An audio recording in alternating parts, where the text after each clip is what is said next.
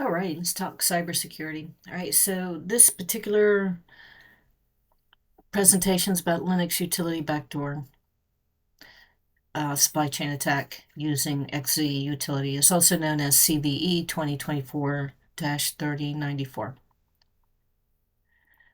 right, so the short summary is that CVE 2024-3094 represents a critical supply chain attack through a backdoor mechanism. That attack targets the XZ utility library. It's a widely used tool for data compression in various Linux distributions. The versions that are confirmed compromised are 5.6.0 and 5.6.1, and this compromise is performed by introducing malicious code designed to manipulate the Secure Shell Daemon, also known as SSHD. This can allow unauthorized remote access to affected systems. So, in response to this discovery, GitHub, which has the repository for this online, has taken preventive measures by disabling the XZ utilities repository. Hopefully, this has helped prevent the spread. So, Andres Freund discovered this backdoor, and I think if I remember correctly from reading some of the articles, he may have stumbled across this or noticed it when he recognized that there was some high CPU usage on one of his devices. And so he started investigating and went down a rabbit hole and discovered that this attack and vulnerability is present. So is a daemon. A daemon is a program that runs in the background to accomplish tasks without direct user interaction. So the SSH daemon is a secure shell daemon, and it helps with authentication. So SSH is a protocol for securely sending commands to a computer over an unsecured network. SSH uses cryptography to authenticate and encrypt connections between devices. Supply chain attack. This is when a third party or similar is used to infiltrate, hack, or bypass a process to access or infiltrate a program or a device. In this case, it is the XZ utility, and in this case is confirmed to have affected 5.6.0 and 5.6.1. And I do see a typo. Cause is supposed to be case.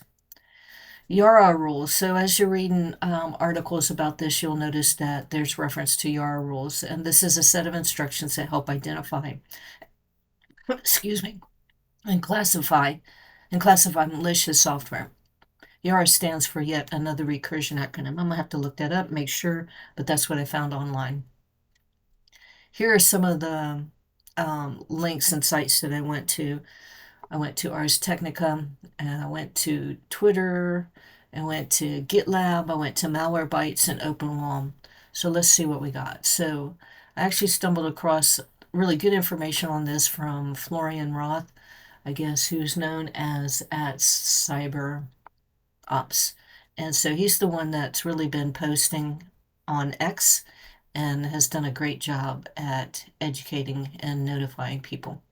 And he recognizes that Andre Freuden is the actual person who helped find it.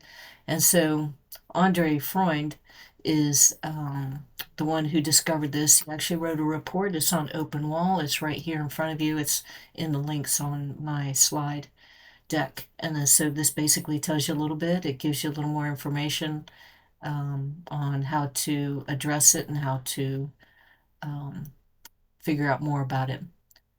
The best article that I found that's most um, most robust about it and informative is Ars Technica. And it basically tells you that a backdoor was found in a widely used Linux utility, that this backdoor breaks the encrypted SSH connections, and they're calling it malicious code that's planted in this utils and has been circulating for over a month. This is a really good article by Dan Godin, and it's definitely worth a read. I won't go through it, but you can see that it talks about the breaking of the authentication,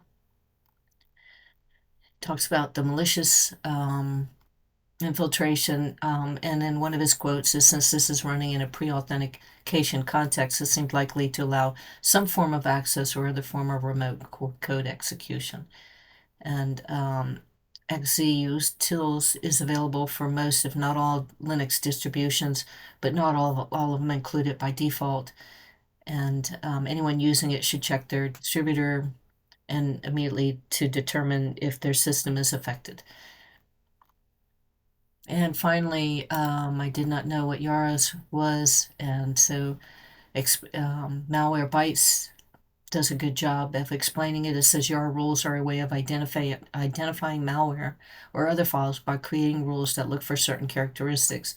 YARA was originally developed by Victor Alvarez of Virus Total and is mainly used in malware research and detection. It was developed with the idea to describe patterns that identify particular strains or entire families of malware.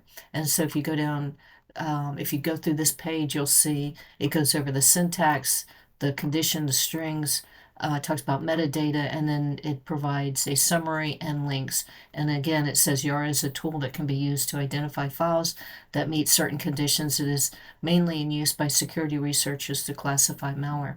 So if you really want to get into the security research, you might actually want to look at this and learn more about that.